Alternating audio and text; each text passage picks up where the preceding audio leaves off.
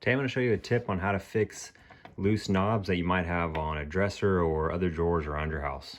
So in my case, I'm dealing with my daughter's dresser here, and you can see the knob is pretty loose, and I've tightened it by hand a few times, and it just keeps coming loose over time, whether it's from vibrations or her yanking on it, whatever it is, right? It won't stay tight by just doing it hand tight.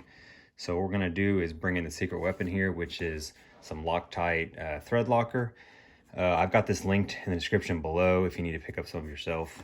But basically this is the blue version, which means it's still removable if you did have to remove it, but it's just going to provide that kind of extra grip in the threads that'll keep this knob from loosening up again.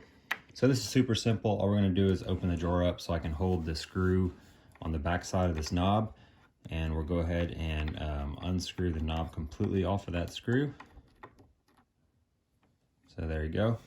And then with it, the threads exposed like that, we're gonna take our thread lock and shake it before using it.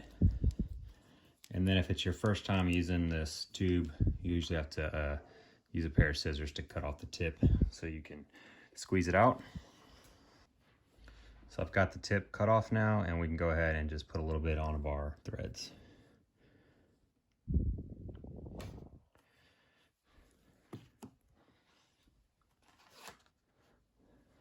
So now I've got it on our threads, and we can go ahead and screw our knob back on, just holding the back side again so it doesn't rotate.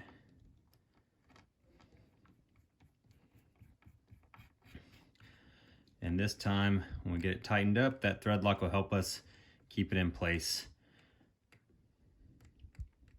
Should dry in about 10 minutes and then fully cure in about 24 hours. So just try not to mess with it during that time. And after that, you should be good to go. So if this helped you out, let me know below. If you have any questions, let me know. Otherwise, I'll see you on the next project.